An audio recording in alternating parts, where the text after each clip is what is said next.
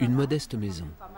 C'est là, à Aumonville-la-Petite, que Jacques Prévert s'installe en 1971, tout près de son vieil ami, le décorateur Alexandre Troneur. Il y décédera le lundi de Pâques 1977. Il était fréquent que Jacques, moi je l'appelle Jacques parce qu'on était très amis, Jacques Prévert vienne à la ferme chercher du lait chez mes parents. Il venait souvent par beau temps en sandales et en short. Après l'école, j'étais plus pressé d'aller chez lui pour fermer les volets ou allumer le feu en hiver.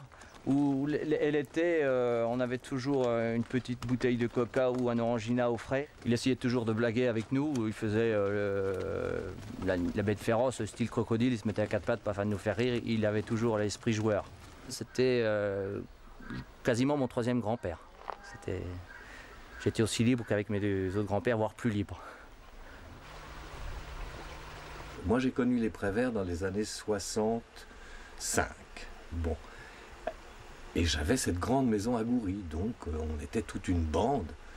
Et quand il faisait pas beau, à l'époque on avait plein de copains qui avaient des tas de mômes, quand il faisait pas beau au bord de la mer, on se réfugiait ici, parce que cet endroit nous appartenait déjà, on l'avait acheté pour une poignée de cerises, et tout le monde se plaisait beaucoup dans cet endroit. Quand il y avait du vent au bord de la mer ici, il n'y en avait jamais.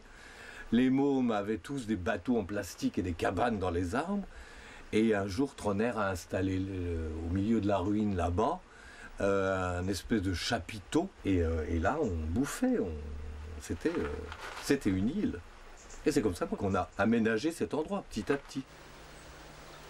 Prévert connaît la Hague. Son premier séjour remonte à 1930. Il n'était alors qu'un inconnu de 30 ans, un écrivain de cinéma débutant, plein de fougue, de révolte et de folie.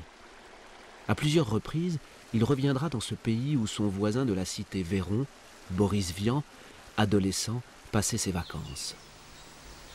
En 1981, commencent les premiers aménagements de ce jardin en hommage à Jacques Prévert. Ses amis offrent des plantes ou des arbres, symboles végétaux de sentiments forts et humains.